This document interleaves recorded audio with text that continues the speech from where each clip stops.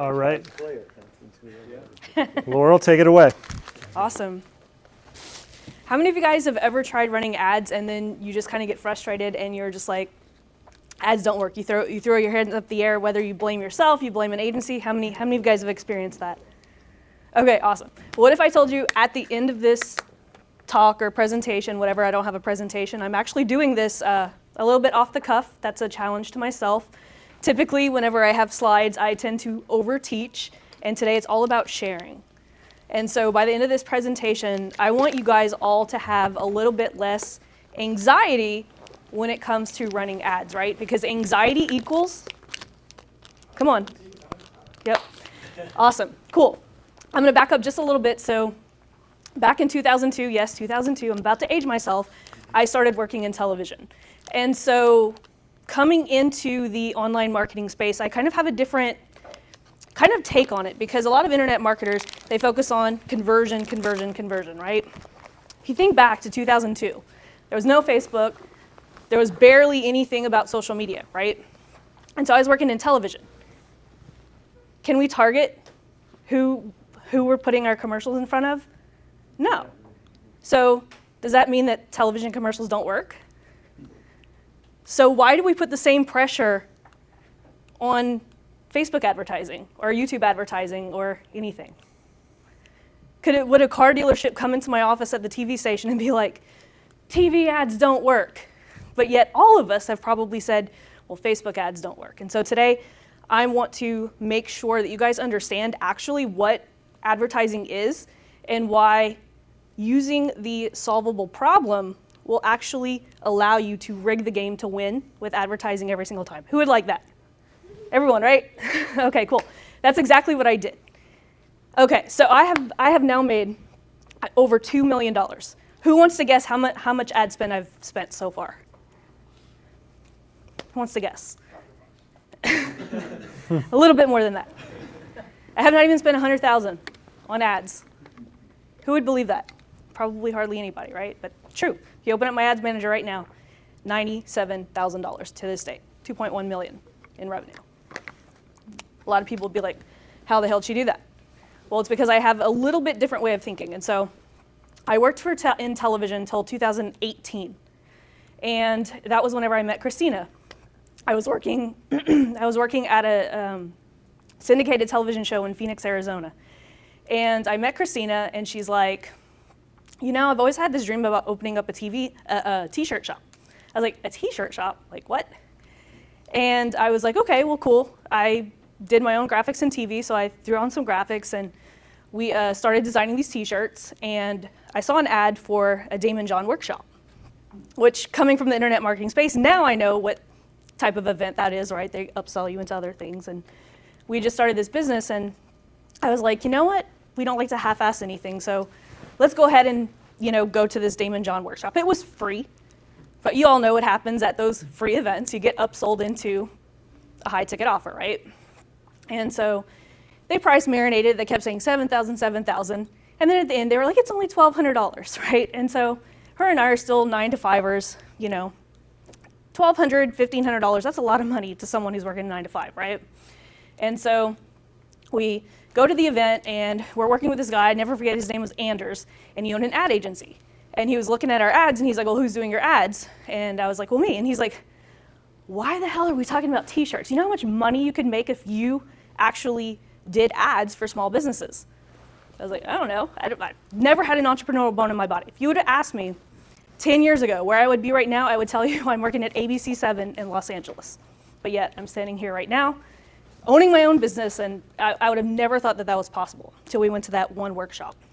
So knowing what I knowing about advertising, I'm like, you know what? I'm going to try it.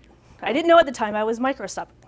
And so I decided to go live on Facebook every single day, live for 100 days, just teaching people how to do simple $5 ads that I was utilizing in television.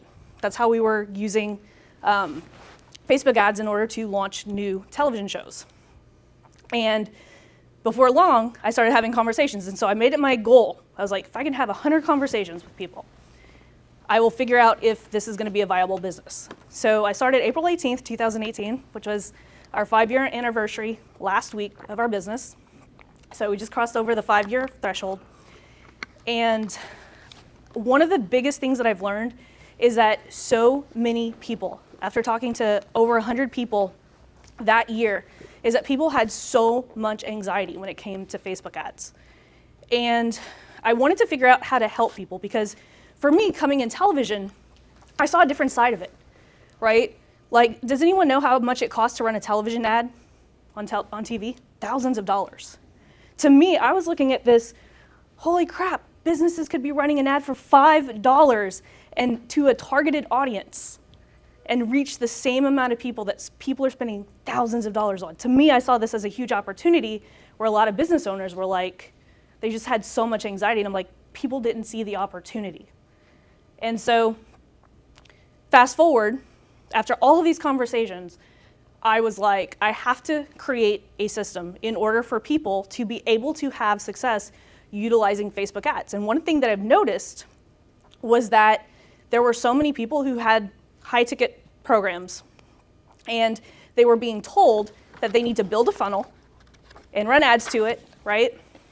And get people through the funnel in order to have a conversation with people. And I thought, what if there was a way that I could actually shorten the time that it took for people to have that conversation, right? So picture this, right? If you're trying to sell an offer and the fastest path to cash is a conversation, what is the worst thing that you could do? Put a whole bunch of freaking friction in front of that, right?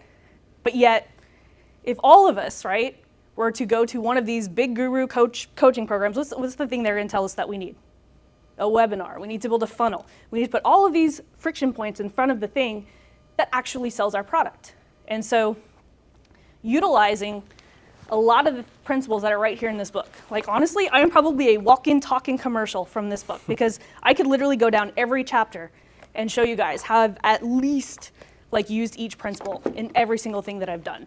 Like, for probably about 2.5 years, I literally was teaching ads. And it wasn't until I went through Nick's stuff and Dan's stuff and looking at the solvable problem, and it just clicked, right? If I could figure out a way to get my students the absolute best result, utilizing the least amount of risk, the least amount of effort, and having the most options, right? You guys are going to see how this solvable problem works in figuring out how to actually rig your game and win in advertising every single time. Think about this. So many people run ads to a webinar or to a low ticket offer, right? Only to upsell people into a high ticket program. What if there was a way to actually shortcut that journey, right? Quickest path to cash is through a conversation, right? So what I decided to do is I was like, what if we just micro-stepped? So instead of going ad to a funnel, what if we created a piece of content that we could run ads to for $5 a day and get people to say, yes, I want to have a conversation with that person? And so that is exactly what I put together. Whenever I was doing my solvable problems with my students, I'm gonna give you guys one example. A lot of you guys know him, Scott Perry. He is a Wolf Den member. Awesome. He was one of my students, and he is exactly the type of person that I started my Lean on Laurel program for. Was because, so when I first met Scott, his son had just had a baby. And he was like, I was like, well, what are you exactly trying to do? And he's like, well, I was a coach for Seth Godin, and he's like, I want to start my own coaching program. And he had been through the ringer, all these other coaching gurus, ad to webinar, and he had, he's like, I just can't see myself spending that money. And so he came to me and I said, well, what is it that you actually want? And he's like, well, my son and his wife just had a baby. All I want to do is I want to be able to quit my job, and I just want to babysit my grandson. That's all. And I was like, well, how much money would it take for you to get there? And he told me, well, he said, I'd be happy for $5,000 or $6,000. I was like, well, how much is your program? He's like, $2,000. I was like, cool, that's 3 clients a month, right? And so what I had him do, I was like, what if you just put out content to your ideal target market every single day for 90 days?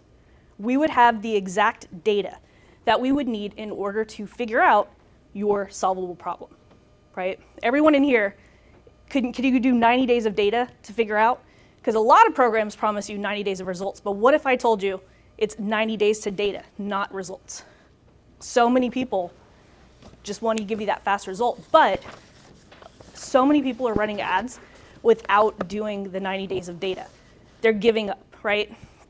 It's so funny. Yesterday I posted something on my Facebook, and it was a post about my 5-year anniversary with our business. And I was like, look, back in 2018, I could barely get 1 to 2 people on the phone for a free ad audit. Now in 2023, we could barely keep $500 power hours. They go as soon as we get them. And someone commented, and they were like, yeah, they're like, thanks for posting this inspiration. He's like, most people give up when they're 2 feet away from the finish line. I said, but what's even worse is probably most people give up 2 feet from the starting point, right? Because they think something doesn't work. And so going back to the solvable problem, I teach my students, it's like, okay, what is it that you want? So you want 10 high ticket clients, well, let's reverse engineer that. If you want 10 high ticket clients, how many conversations do you have to have in 90 days in order for you to hit 10 clients, right? If you can only close 10% of the people that you talk to, how many people do you have to talk to? 100, right? So that's why I always tell my students, well, start with 100 people, right? If you have nothing, like if your offer is not validated, let's go for 100, right? Then you work your way back. Cool. How many posts do you have to do in order to get that amount of messenger conversations, right? And then you just work backwards. And so by the end of the 90 days, what we noticed was Scott in particular, he was one sell away from actually achieving his goal. And so after 90 days, he had 2 options. His closing rate over the phone was 7%, right? His closing rate was 7%. He could either do one of 2 things, right? He could push more traffic, meaning he could work on getting more comments on his post to move more people to Messenger, or I could just teach him how to be a better salesperson, right? Most people don't even figure out those numbers. They just go, oh, my funnel doesn't work. I need a webinar. I need to go work with someone else. When really most of us are this close away from achieving everything, but we just blow it up because it didn't work. And so by having the solvable problem that I learned from them, every single time I get a client in, I'm like, what is it that you actually want? Because so many people will say, well, I want this, right? So many people say, well, I want 10 high ticket clients. I'm like, okay, cool. And then next week they're like, well, I'm releasing a low ticket thing. And I'm like, but you just said you wanted 10 high ticket clients. Why are you doing this, right? So many people, like if they would just focus on what is that solvable problem that they're trying to reach, we could literally create any equation using advertising that's going to get them to that goal so much faster. If people would just slow down and say, okay, this is what I really want. And so just being able to plug that in and just say, I want 10 high ticket clients. What do I have to do in order to do that? Once I crack that code, and Lucas will tell you, he's my copywriting expert in my program. Every one of my students that comes to that program now, 100% success rate, just utilizing the solvable problem. And so I wanted to come up here and not talk about myself, my success, because I mean, Nick and Dan talk about me all the time, but I just wanted to share, like, this is how you can take everything that we've learned here and everything that we've learned in this book and change people's lives, right? I could use that solvable problem. I do. My agency clients, I could help them make an extra $1 million. But it's the people like Scott is why I do what I do, because now he works 2 hours a day. He's at $10,000, $11,000 a month, gets to spend all his time with his grandkid. And that's why having that solvable problem will not only make a difference in your business, but the impact that you actually want to make. So keep that in mind.